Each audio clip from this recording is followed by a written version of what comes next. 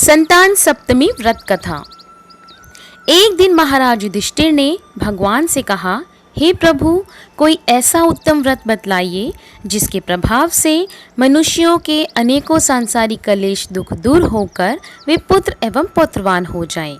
यह सुनकर भगवान बोले, हे राजन, तुमने बड़ा ही उत्तम प्रश्न किया है। मैं तुमको एक पौराणिक इतिहास सुनाता हूँ, ध्यानपूर्वक सुनो। एक समय लोमश ऋषि ब्रजराज की मथुरापुरी में वासुदेव देवकी के घर गए। ऋषिराज को आया हुआ देख करके दोनों अत्यंत प्रसन्न हुए तथा उनको उत्तम आसन पर बैठाकर उनका अनेक प्रकार से वंदन और सत्कार किया। फिर मुनि के चरणोदक से अपने घर तथा शरीर को पवित्र किया। वह प्रसन्न होकर उनको कथा सुनाने लगे। कथा के कहते ऋषि ने कहा कि हे देवकी, दुष्ट दुराचारी पापी कंस ने तुम्हारे कई पुत्र मार डाले हैं, जिसके कारण तुम्हारा मन अत्यंत दुखी है। इसी प्रकार राजा नहुष की पत्नी चंद्रमुखी भी दुखी रहा करती थी, किंतु उसने संतान सप्तमी का व्रत विधि विधान सहित किया, जिसके प्रताप से उनको संतान का सुख प्राप्त हुआ। यह सुनकर देवकी ने हाथ जोड़कर मुनि से कहा, हे ऋषिराज, कृपा करके रानी चंद्रमुखी का संपूर्ण वृत्तांत तथा इस व्रत का विस्तार सहित मुझे बतलाएं, जिससे मैं भी इस दुख से छुटकारा पाऊं। लोमश ऋषि ने कहा कि हे देवकी, अयोध्या के राजा नहुष थे। उनकी पत्नी चंद्रमुखी अत्यंत सुंदर थी। उनके नगर में विष्णुगुप्त नाम का एक ब्राह्मण रहता था। उसकी स्त्री का नाम भद्रमुखी था। वह भी अत्यंत रूपवती सुंदरी थी। रानी और ब्राह्मणी में अत्यंत प्रेम था। एक दिन वे दोनों सरयू नदी में स्नान करने के लिए गई। वहां उन्होंने देखा कि अन्य बहुत सी स्त्रियां सरयू नदी में स्नान करके निर्मल वस्त्र पहनकर एक मंडप में शंकर एवं पार्वती की मूर्ति स्थापित करके पूजा कर रही थी। रानी और ब्राह्मणी ने यह देखकर उन स्त्रियों से पूछा कि बहनों, तुम यह किस देवता का और किस कारण से पूजन व्रत आदि कर रही हो? यह सुन स्त्रियों ने कहा कि हम संतान सप्तमी व्रत कर रही हैं और हमने शिव का पूजन चंदन अक्षत आदि से षोडशोपचार विधि से किया है। यह सब इसी पुनीत व्रत का विधान है। यह सुनकर रानी और ब्राह्मणी ने भी इस व्रत के करने का मन ही मन संकल्प किया और घर वापस लौट आई। ब्राह्मणी भद्रमुखी तो इस व्रत को नियम पूर्वक करती रही, किंतु रानी चंद्रमुखी राजमत के कारण कभी इस व्रत को करती, कभी ना करती, कभी भूल जाती। कुछ समय बाद दोनों मर गईं। दूसरे जन्म में रानी बंदरिया और ब्राह्मणी ने मुर्गी की योनि पाई, परंतु ब्राह्मणी मुर्गी की योनि में भी कुछ नहीं भूली और भगवान शंकर तथा पार्वती का ध्यान करती रही। उधर रानी बंदरिया की योनि में भी सब कुछ भूल गई। थोड़े समय बाद दोनों ने यह देह त्याग दी। अब इनका तीसरा जन्म मनुष्य योनि में हुआ। उस ब्राह्मणी ने एक ब्राह्मणी के यहाँ कन्या के रूप में जन्म लिया और उस ब्राह्मण कन्या का नाम भूषण देवी रखा गया तथा विवाह गोकुल निवासी अग्निशील ब्राह्मण से कर दिया। भूषण देवी इतनी सुंदर थी कि वह आभूषण रहित होते हुए भी अत्यंत सुंदर लगती थी। कामदेव की पत्नी रति भी उनके सम्मुख लज जाती थी। भूषण देवी के अत्यंत सुंदर सर्वगुण संपन्न चंद्रमा के समान धर्मवीर कर्मनिष्ठ सुशील स्वभाव वाले 8 पुत्र उत्पन्न हुए। यह सब शिवजी के व्रत का पुनीत फल था। दूसरी ओर शिव विमुख रानी के गर्भ से कोई भी पुत्र नहीं हुआ। वह निसंतान दुखी रहने लगी। रानी और ब्राह्मणी में जो प्रीति पहले जन्म में थी वह अब भी बनी रही। रानी जब वृद्धावस्था को प्राप्त होने लगी तब उसके गूंगा बहरा तथा बुद्धिहीन अल्प आयु वाला पुत्र हुआ। वह 9 वर्ष की आयु में इस क्षणभंगुर संसार को छोड़कर चला गया। अब तो रानी पुत्र शोक से अत्यंत दुखी हो व्याकुल रहने लगी।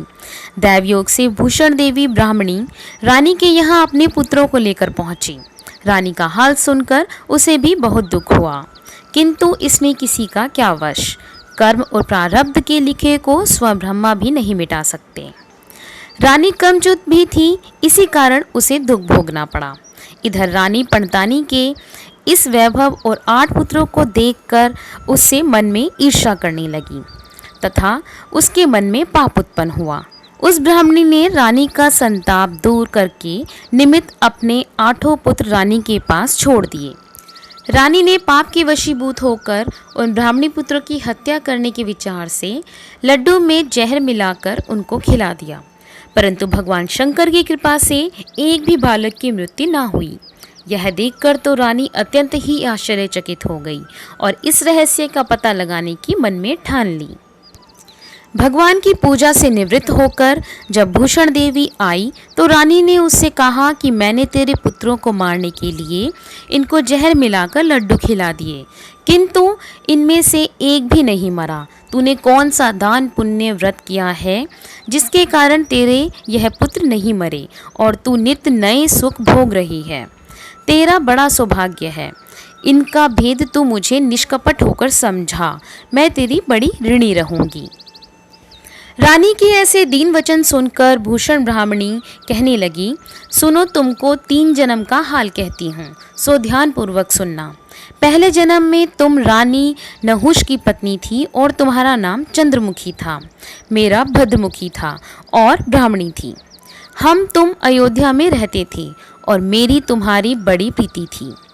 एक दिन हम तुम दोनों सरयू नदी में स्नान करने गई और दूसरी स्त्रियों को संतान सप्तमी का उपवास, शिवजी का पूजन अर्चन करते देख हमने इस व्रत को करने का प्रतिज्ञा की थी, किंतु तुम सब कुछ भूल गई और झूठ बोलने का दोष तुमको लगा, जिसे तू आज भी भोग रही है। मैंने इस व्रत को आचार विचार सहित नियम पूर्वक सदैव किया और आज भी करती हूँ। दूसरे जन्म में तुमने बंदरिया का जन्म लिया तथा मुझे मुर्गी की योनि मिली। भगवान शंकर की कृपा से इस व्रत के प्रभाव तथा भगवान को इस जन्म में भी न भूली और निरंतर इस व्रत को नियमानुसार करती रही। तुम अपने बंदरिया के जन्म में भी भूल गई। मैं तो समझती हूँ कि तुम्हारे ऊपर यह जो भारी संकट है उसका एकमात्र कारण यही है और दूसरा कोई इसका कारण नहीं हो सकता। इसलिए मैं तो कहती हूँ कि आप अब भी संतान सप्तमी के व्रत को विधि सहित करिए, जिससे तुम्हारा यह संकट दूर हो जाए।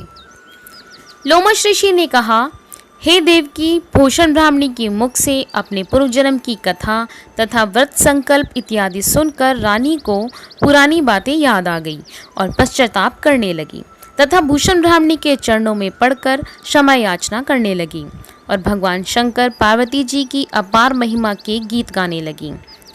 उस दिन से रानी ने नियम अनुसार संतान सप्तमी का व्रत किया, जिसके प्रभाव से रानी को संतान सुख भी मिला तथा संपूर्ण सुख भोग कर रानी शिवलोक को गई। भगवान शंकर के व्रत का ऐसा प्रभाव है कि पथ भ्रष्ट मनुष्य भी अपने पथ पर अग्रसर हो जाता है और अनंत ऐश्वर्य भोग कर मोक्ष पाता है। लोमश ऋषि ने फिर कहा कि देवकी, इसलिए मैं तुमसे भी कहता हूँ कि तुम इस व्रत को करने का संकल्प अपने मन में करो तो तुमको भी संतान का सुख मिलेगा। इतनी कथा सुनकर देवकी हाथ जोड़कर लोमश ऋषि से पूछने लगी, हे ऋषिराज, मैं इस पुनीत उपवास को अवश्य करूंगी, किंतु आप इस कल्याणकारी एवं संतान सुख देने वाले उपवास का विधान, नियम, विधि आदि विस्तार से समझाइए। यह सुनकर ऋषि बोले, हे देवकी, यह पुनीत उपवास भादो के महीने में शुक्ल पक्ष की दशमी के दिन किया जाता है। उस दिन ब्रह्म मुहूर्त में उठकर किसी नदी अथवा कुएं के पवित्र जल से स्नान करके निर्मल वस्त्र पहनने चाहिए।